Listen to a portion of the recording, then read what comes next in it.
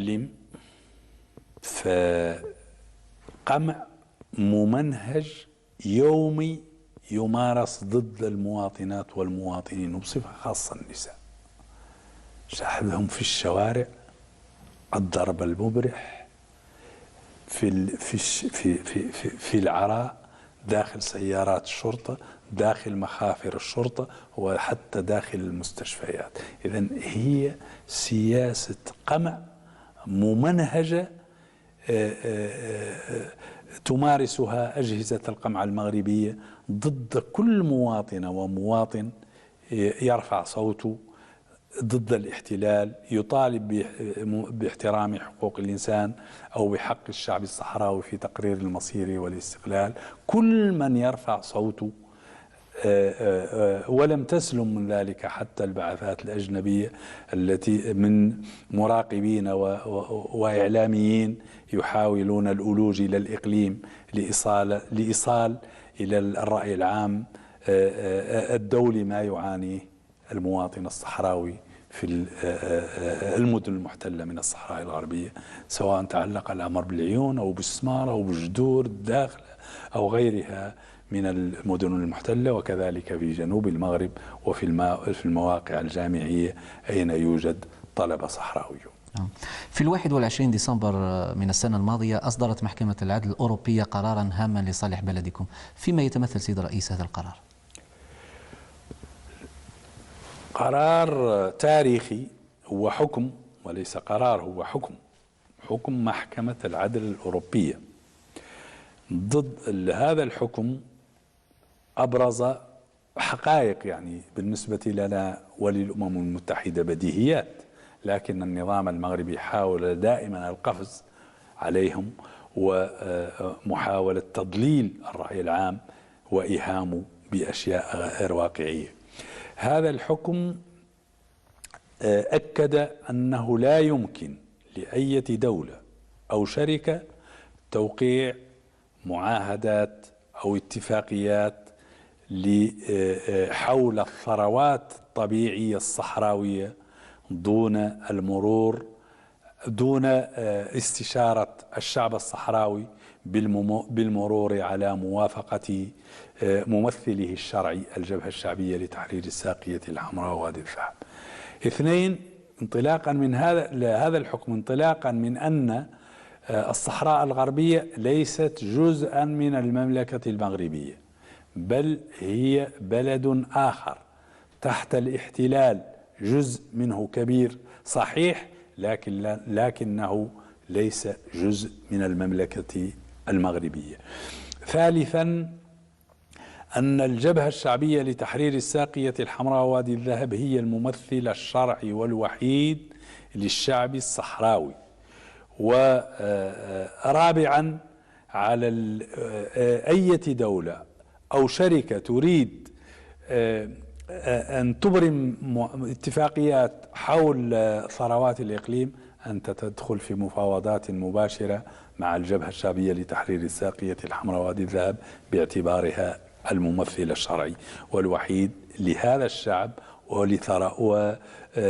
ولثرواته، باعتبار أن الشعب الصحراوي هو السيد على ثرواته وهذا ممثله الشرعي والوحيد. إذن حقيقة هو مكسب، هو نصر كبير للشعب الصحراوي من أجل حماية ثرواته.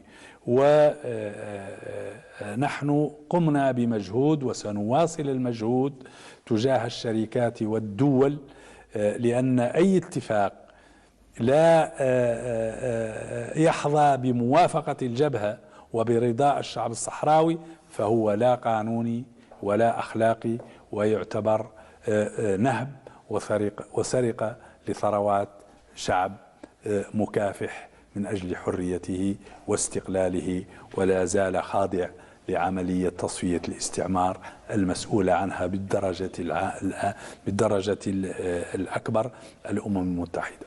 ألا يعتبر سيد الرئيس هذا القرار قرارا جامعا بين قرار محكمة العدل الدولية الصادر سنة 75 وقرار الجمعية العامة لمنظمة الأمم المتحدة أيضا؟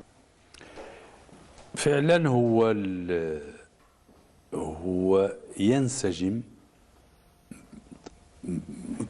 كلية انسجام مطلق مع الحكم الاستشاري لمحكمة العدل الدولية 16 أكتوبر 1975، كما ينسجم كذلك مع الرأي الاستشاري للأمين العام للأمم المتحدة في يناير 2002، ويجسد كذلك أو ينسجم مع توصيات الجمعية العامة للأمم المتحدة لسنة 79 وسنة 80 التي اعتبرت الصحراء الغربية أرض محتلة من طرف المملكة المغربية، إلا أن الحكم الأخير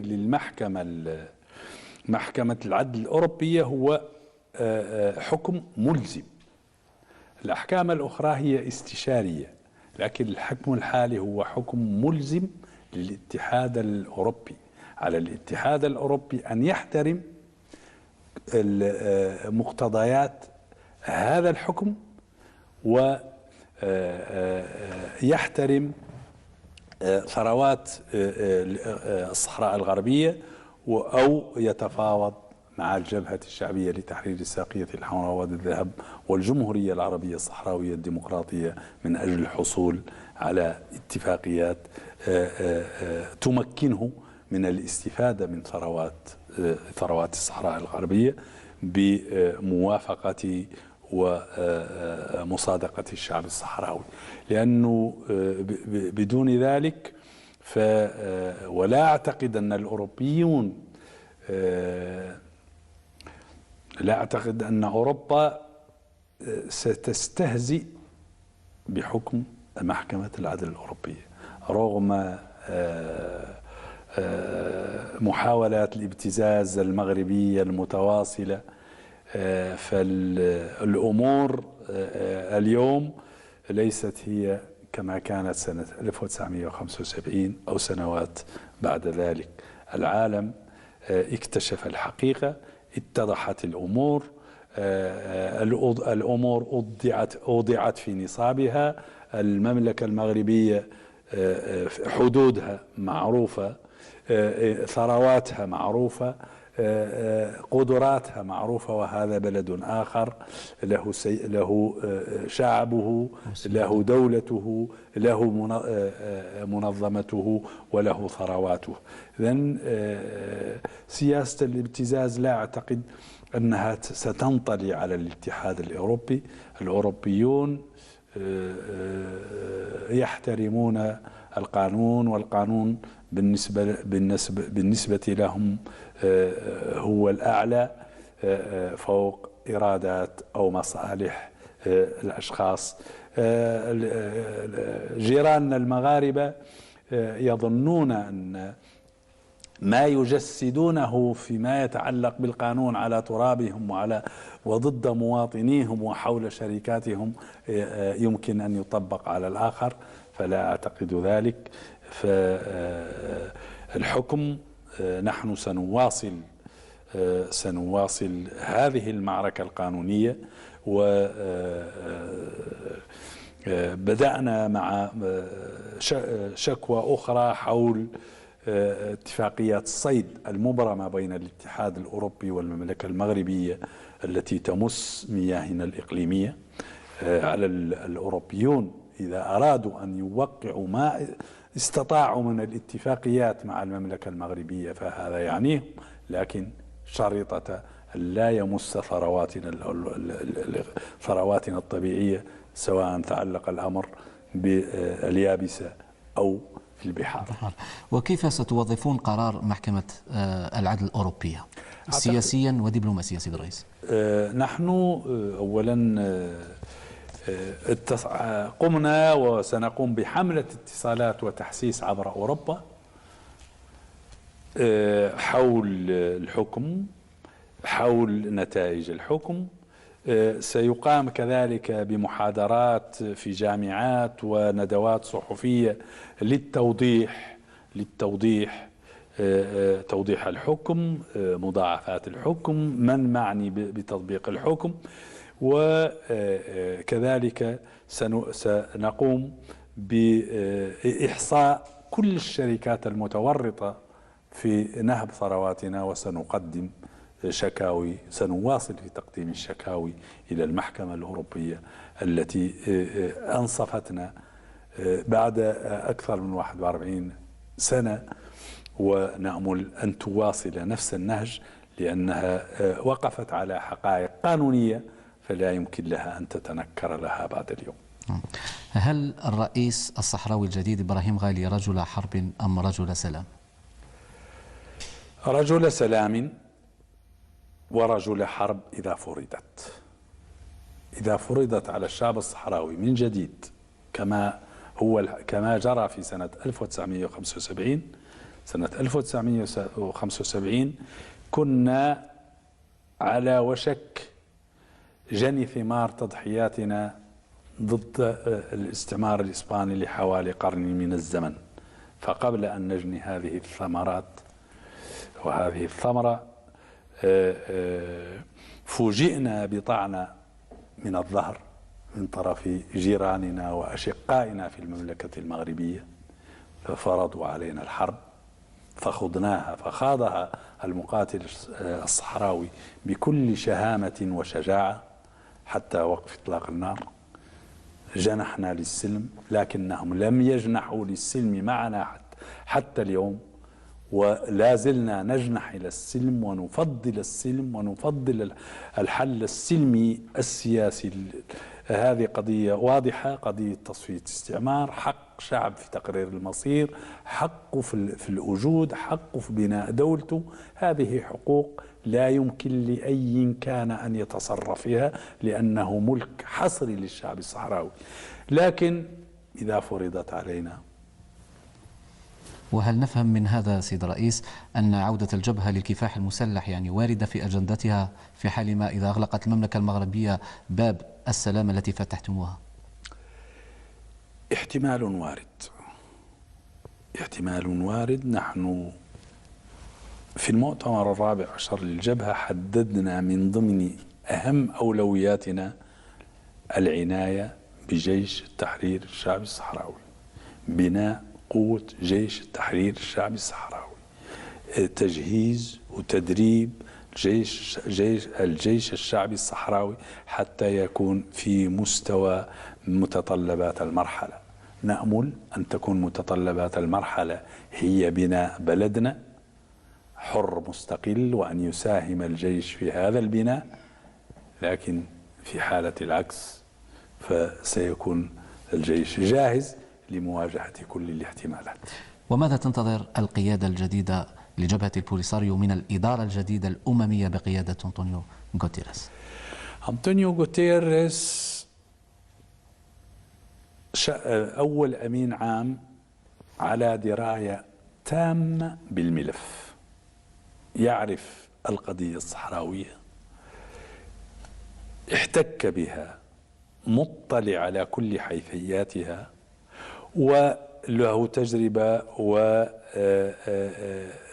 ورافق كذلك قضية أخرى مماثلة للقضية الصحراوية هي قضية تيمور الشرقية، حتى توجت بالاستقلال وبناء دولة تيمور الشرقية.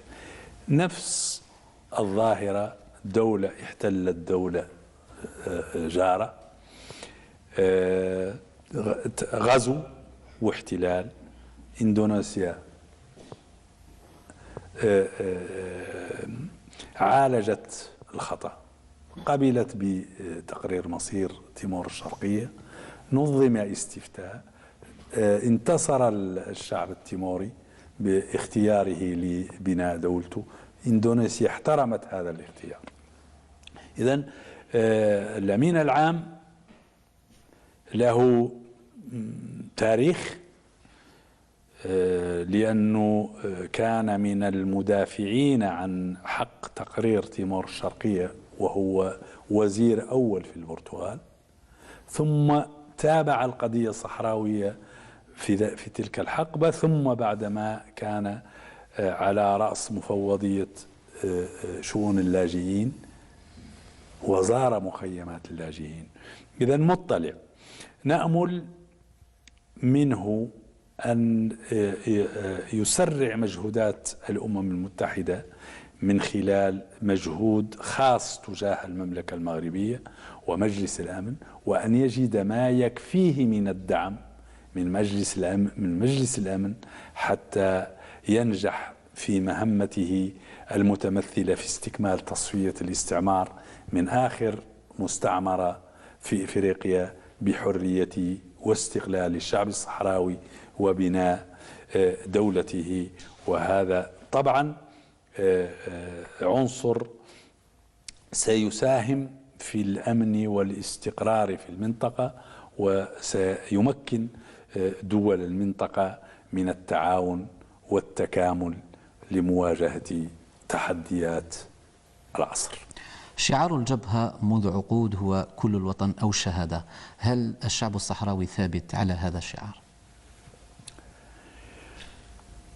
أكثر من أي وقت مضى ثابت، مؤمن، مصمم، بقناعة أنه إما دولة مستقلة ذات سيادة محترمة تحتضن كل الصحراويات والصحراويين أينما تواجدوا، أو مقبرة لشعب سيذكره التاريخ أنه قاوم الاستعمار الأجنبي فهزمه، وقاوم احتلال من جيرانه من جار وقاومه حتى النهاية. ولكن اعتقادي أن الشعب الصحراوي الفردية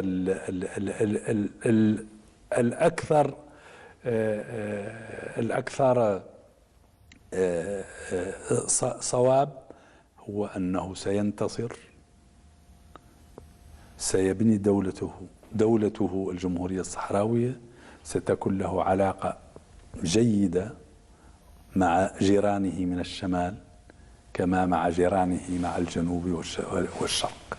إذن ستكون دولة ستساهم في الاستقرار، ستساهم في الأمن، ستساهم في التعاون، ستحل مشاكل حتى بعض من إخواننا المغاربة. نحن سننطلق في بناء دولة من الصفر، وخبراتنا إن لم تكن داخل مؤسسات على الأقل في ميادين أخرى سنحتاج إليهم. وبدون شك نحن لا نكن أي عداوة أو ضغينة للشعب المغربي.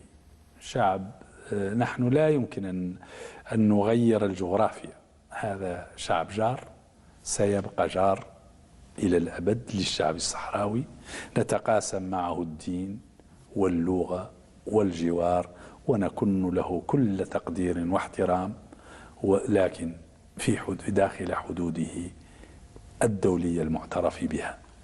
فنأمل من الشعب المغربي أن يتفهم أن 40 سنة من التضليل، 40 سنة من الدعاية المغرضة ضد شعب جار لم يعتدي على الشعب المغربي، لم نعتدي على المملكة المغربية، اعتدوا علينا داخل حدودنا بعد كفاح طويل ضد الاستعمار الإسباني.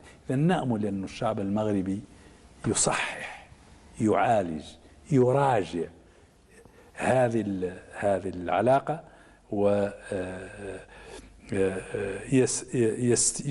وأن يستدل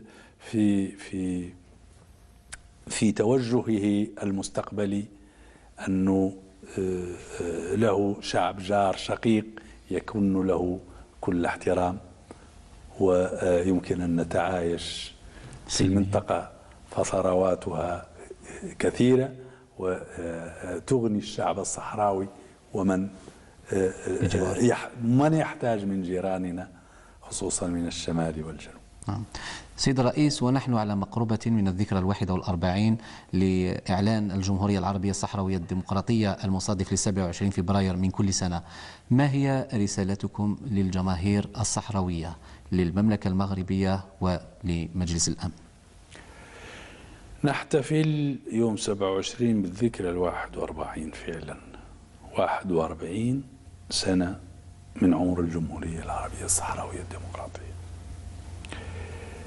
41 سنة من النضال، من المعاناة،